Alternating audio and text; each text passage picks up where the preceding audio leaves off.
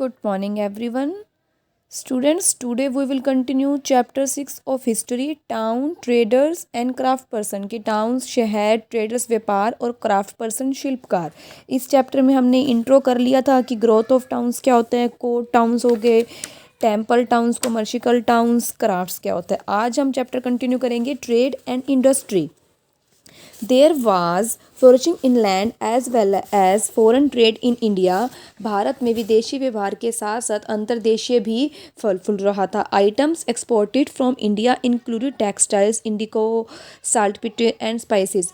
भारत में एक्सपोर्ट की जाने वाली वस्तुओं में टेक्सटाइल, इंडिको, सेट और मसाले भी, स्पाइसेस भी शामिल थे। Most imported items included wines and metals specially silver. कि मोस्ट इम्पोर्टेंट आइटम्स में वाइन और मेटल्स शामिल थे, जबकि और विशेषकर इसमें क्या था, सिल्वर, चांदी। The trade was carried via both land and sea routes depending on which routes were safer और मोर एप्रोशिएट। ट्रेड को लैंड और समुद्री मार्ग दोनों के माध्यम से किया जाता था, जिसके बेस पर मार्ग सुरक्षित या अधिक सराहना करते थे। आगे है rich merchants and small traders. The middle class in medieval India concentrated mainly of merchants, professionals and officials. Medieval India में मिडल क्लास में मुख्य रूप से ट्रेडर्स, प्रोफेशनल और ऑफिसर्स शामिल थे। India merchants were expert in wholesale and retail trade. भारतीय व्यापारी रिटेल और होलसेल ट्रेड के एक्सपर्ट थे। The wholesaler trades were called, जो होलसेलर ट्रेड्स से व्यापार उनको जाता है सेठ और वोरास, जबकि वाइल्ड बीन्स, जबकि the retailer were known as the व्यापारीज और बेनकीज। In South India the Chettis formed a wealthy trading community. कि उसमें कहता है साउथ इंडिया, दक्षिणी भारत में चैतीस ने एक अमीर व्यापारिक समुदाय का गठन किया।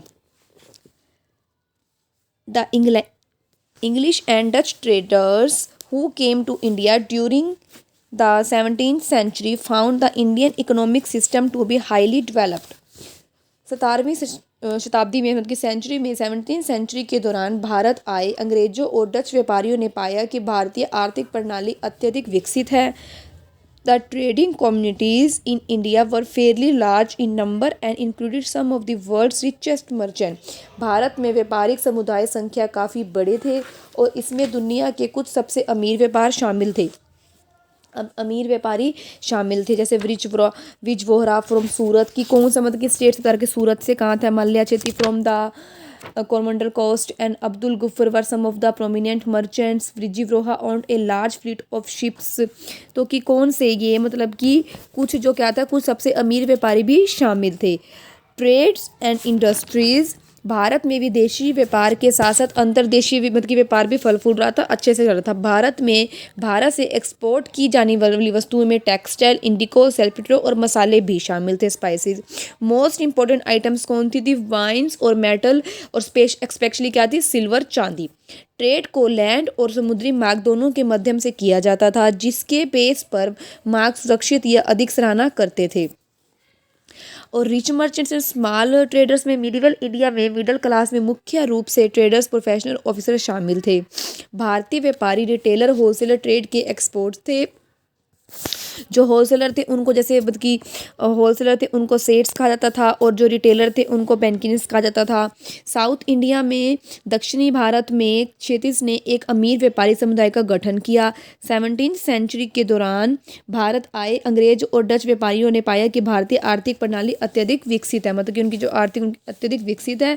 भारत में व्यापारी समुदाय संख्या काफ़ी बड़े थे और इसमें दुनिया के कुछ सबसे अधिक अमीर लोग भी क्या थे, मतलब कि शामिल थे, जिसमें बुक में नाम दे रखे Virji Vora from Surat, Malaya Chetty from the Coromandel coast and Abdul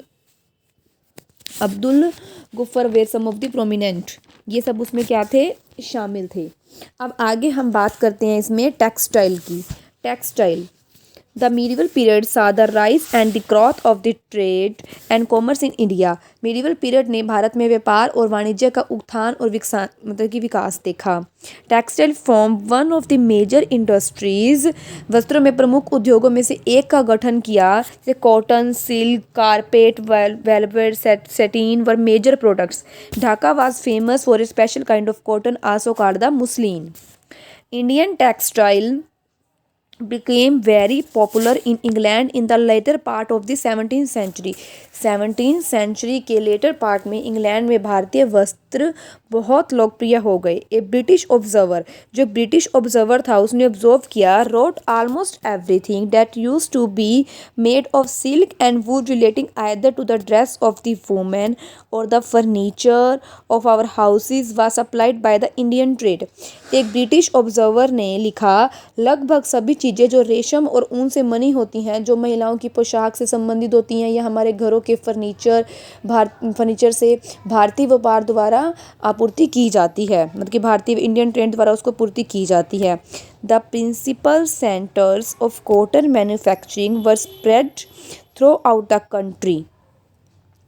Patna, Cambay की कपास उत्पादन के प्रमुख केंद्र पूरे देश में, जैसे पठान, कैम्बे, प्रेजेंट डे में खम्बटगर, Ahmedabad in Gujarat, Burhanpur in Khandesh and other cities in Bengal, Kashmir, Lahore and United provisions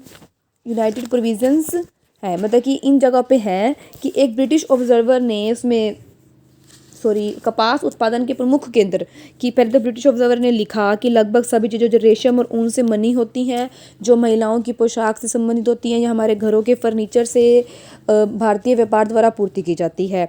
फिर जो कॉटन है, कपास उत्पादन के मुख्य केंद्र पूरे देश में पठान, ये हो गया अहमदाबाद इन गुजरात में, बुरहानपुर इन खानदेश में and other cities in Bengal, Kashmir, Lahore and United Provinces में है.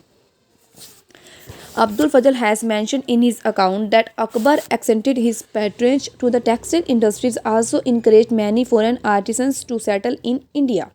Use of silk and woolen textile was confined to the wealthy classes. मतलब कि अच्छी wealthy में कि रिच होते अच्छी classes. Thus textile weaving was a large industry in India. कि textile weaving was a large industry in India. तो ये हमारा था टेक्सटाइल का. पहले हमने किया है इसमें trader industry, rich merchants and small traders. Next इसमें हमारा है a network of small and large towns. कि नेटवर्क कैसा है, network of small and large towns. The growth of craft and commerce and the increasing use of money made numerous towns prosperous during the medieval period. Craft और commerce की वृद्धि और धन के बढ़ते उपयोग के कई शहरों को मीडिया की अवधि के दौरान समृद्ध बनाया. Important towns that were located in the northern plains include Agra, Delhi, Gwalior, Kannauj, Dhaka and Patna. In the coastal plain, जो कोस्टल प्लेन्स में थे, मालाबार हो गए, Coromandel, Gujarat, several other commercial towns were situated in the mention are the literary text to the periods. Some of them are described in grave detail by foreign visitors. The production of cash crops and growth of the rural grain markets lead to the rise of small township of काजवोस. ये students आप एक बार आप खुद से read करेंगे. इसमें जो आपको दो मतलब कि स्मॉल पैरा दिए हुए हैं द ग्रोथ ऑफ टाउन्स वाले, आपको अच्छे समझ में आ जाएंगे. फिर भी आपको कोई डाउट हो तो मेरे से आप लाइव क्लासेस में डिस्कस कर सकते हैं. तो स्टूडेंट्स ये चैप्टर भी हमारा कंप्लीट हो गया. This chapter is complete now. Okay students, I hope आपको ये चैप्टर समझ में आ गया होगा अच्छे से. Okay students, thank you, have a great day.